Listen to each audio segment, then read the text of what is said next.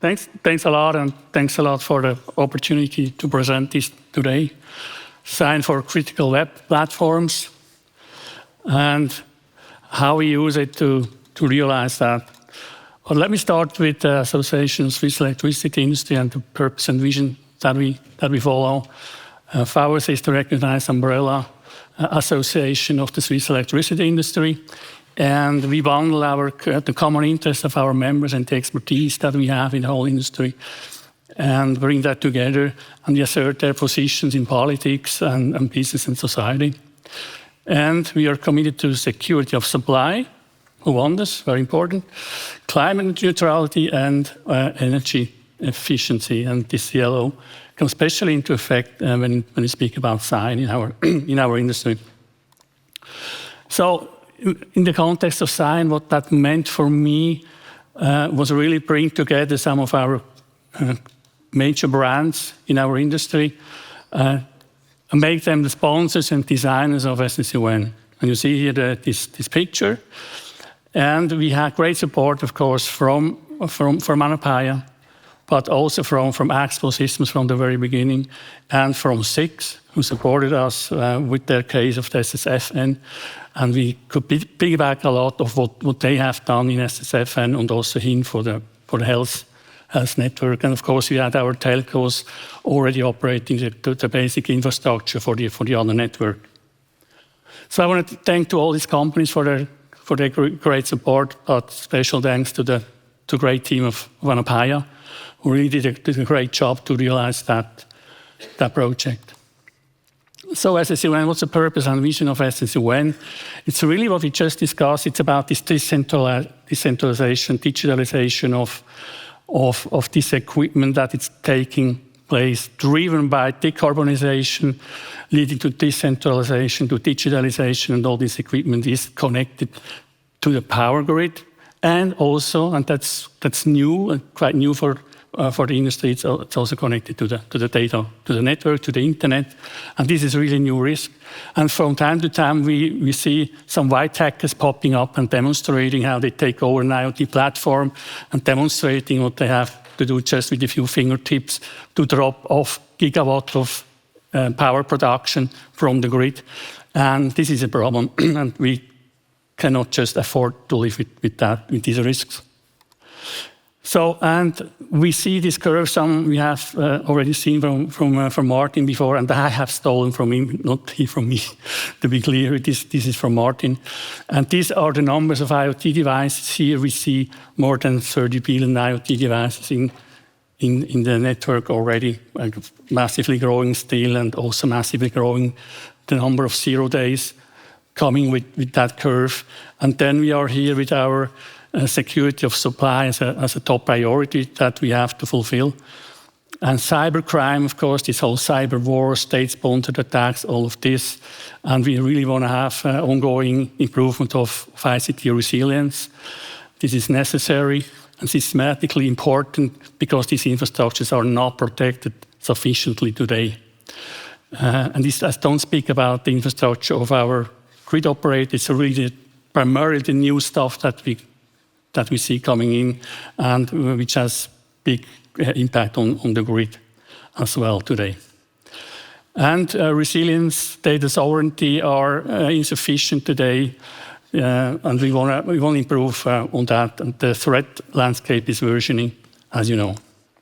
So to summarize that on a big picture, it's really, and you can call that a mess as well, if you like. This is how we are. We have this complex digital critical infrastructure that we operate today with a great mix of lines and internet and well protected and not so well protected. And then on the other side, we have this increasing toxic cocktail of new tools and threats like robots, agentic AI, and quantum computing. We heard before, quantum computing is seriously, and we have to make sure that we are resistant against that. And you see, this is all visible basically today on the radar screens of the attackers and for such tools, and they can use that to drive highly automated attacks. And we really don't want to have this situation. We say we want to have cleared, empty radar screens. This critical infrastructure should not be visible on these radar screens. What you cannot see, you cannot attack, is our credo. And we want to achieve 99.900% of really reduction in the attack surface when it comes to DDoS, intrusion, and all these attacks. We don't want to have that. And it's really increasing ICT resilience, top priority, top objective. We want to have a trusted space for the supply ecosystem, for the data interchange. We want to achieve digital sovereignty, scalability of this new internet is important. And we want to be, of course, compliant here from the industry. And we have to follow the minimum standard along the NIST framework, also by using Scion, by using SSUN. And Scion, SSUN pays in pretty well into along the NIST framework. When you take that individual controls, if you do it, you get a great improvement in your maturity, actually. So what do? What is SSUN? We created this isolation domain, SSUN, as you heard before already. We really want to have everything, that's the vision, had everything into SSUN as a isolation domain. It's a community-based isolation domain, semi-private, because we have to allow for public use cases, web apps and mobile apps that we have to provide to the public. That's necessary. And it's based on a central trust framework, PKI. Governance important is by the industry, for the industry. So we know who is in SSUN, who are these players, that they have to go through some security checks, they have to sign a contract, that they follow the standards, all of that. And basically, it's our protective shield for systematically important supply, for all the systematically important supply areas. And I call this also often, it's really our first line of defense. And this is important because it takes a lot of load and risks from all the players in SSUN, from all the actors.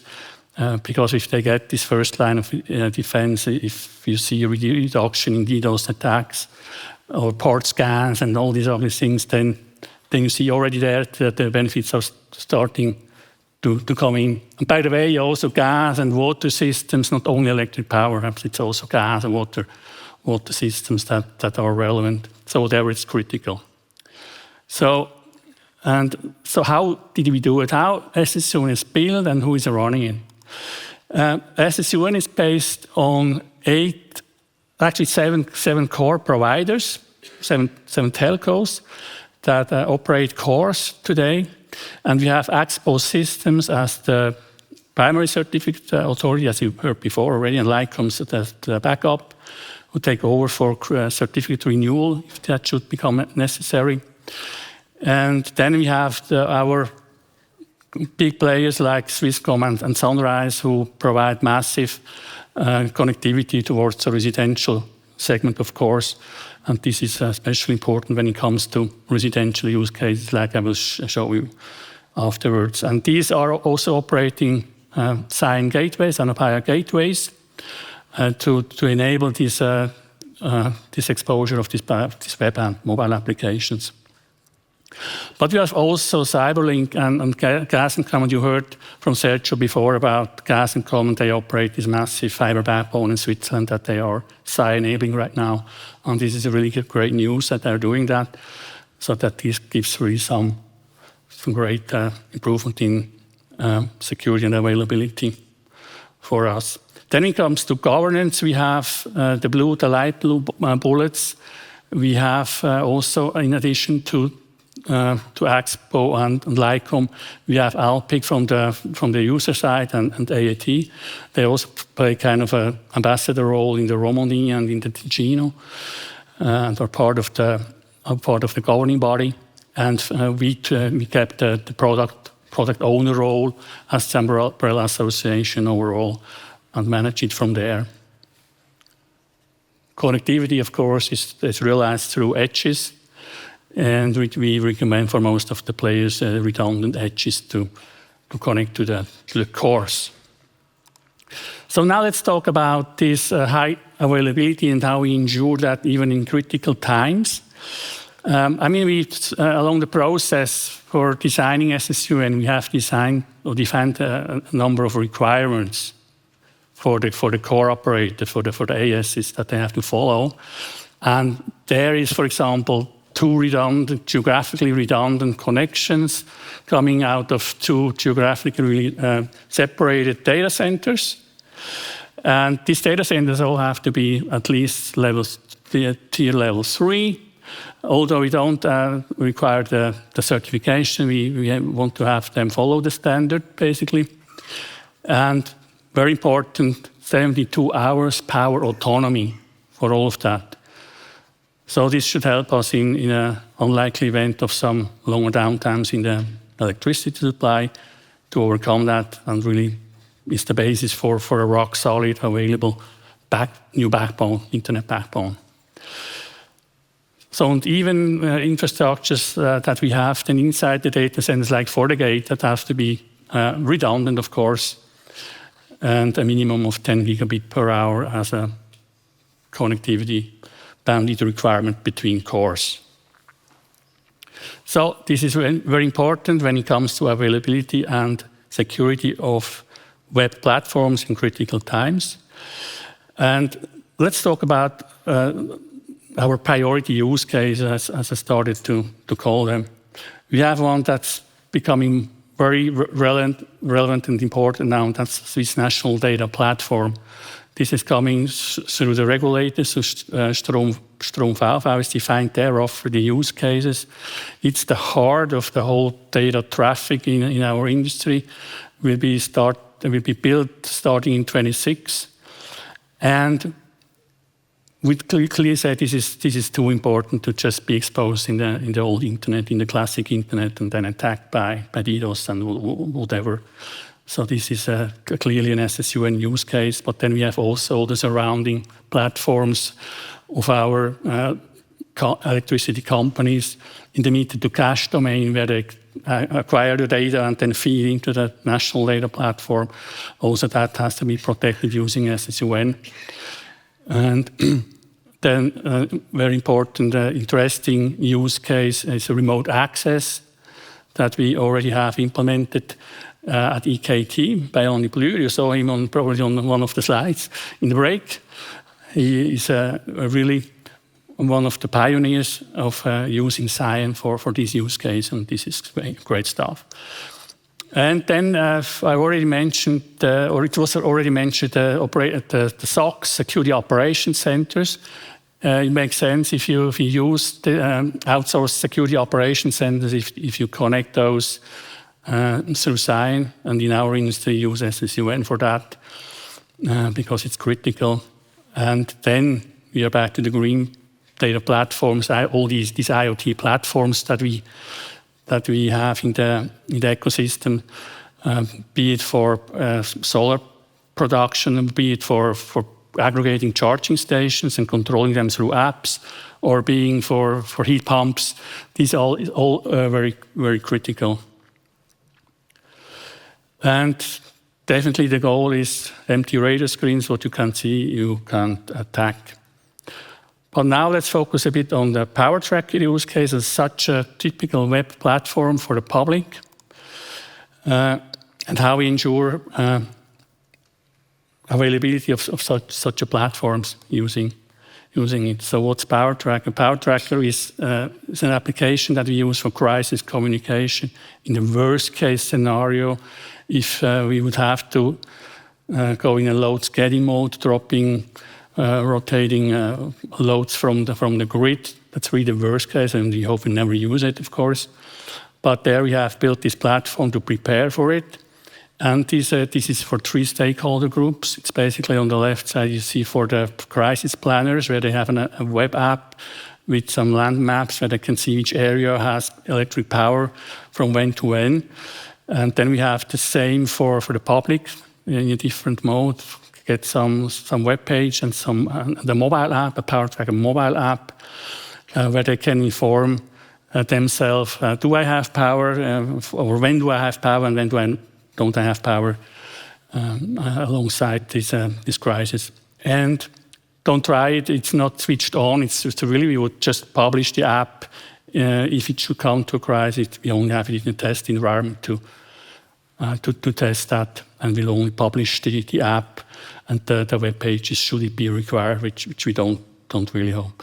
On the right side, you see data upload, and this is really the heart of everything. Of course, our grid operators have to, 100 defined with that role of our grid operators have to upload their shutdown plans into the Power Tracker platform and make it available that way to the public. So that's this platform, Power Tracker.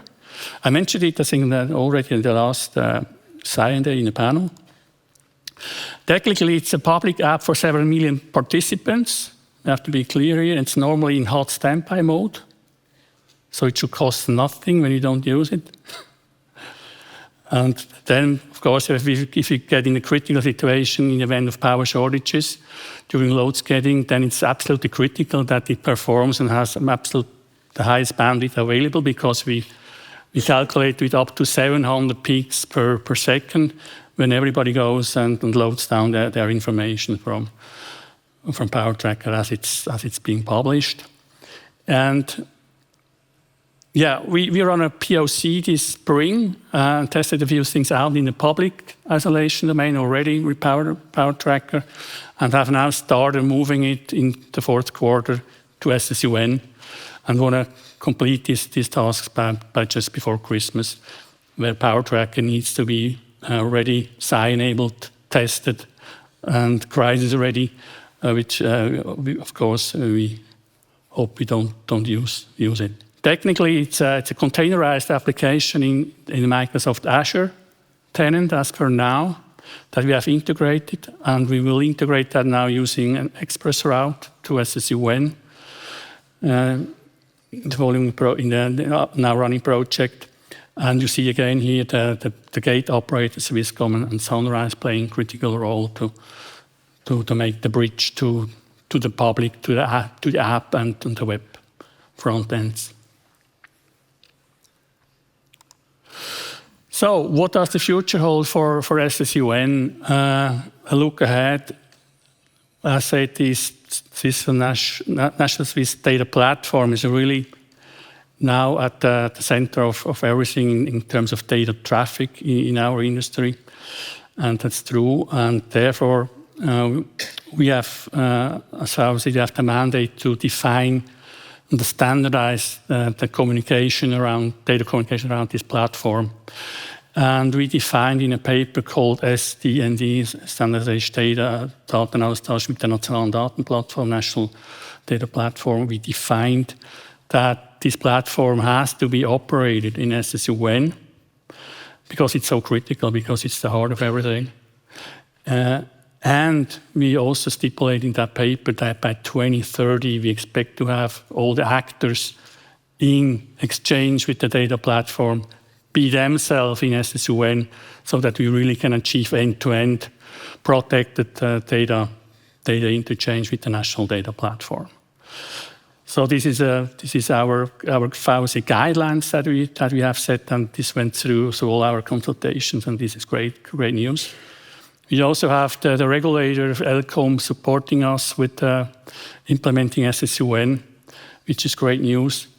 In terms when it comes to costs and how we deal with the costs of such integrations, and this is great news.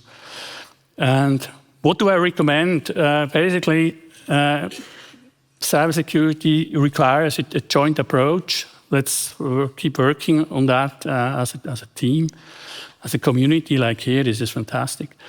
And I recommend everybody protect your systems in SSUN, move in, prepare for a secure data exchange with the national data platform. Don't wait until 2030. Start now, and use this fast track that we give, and make use of it, because it makes a lot of sense. You see, in Spain, it was also already mentioned in the morning, this blackout. alone from damaged food, 1.5 billion euro damage alone. I mean, alone that these figures, and think about if we would have a longer blackout here in Switzerland, damage along these figures. I mean, along this more than justifies what you're doing here with SSUN. So for those who want to apply for a certificate to join SSUN, you can find more information and documentation here. Do it, come under the safe roof. We recommend it. Just do it. Thanks a lot.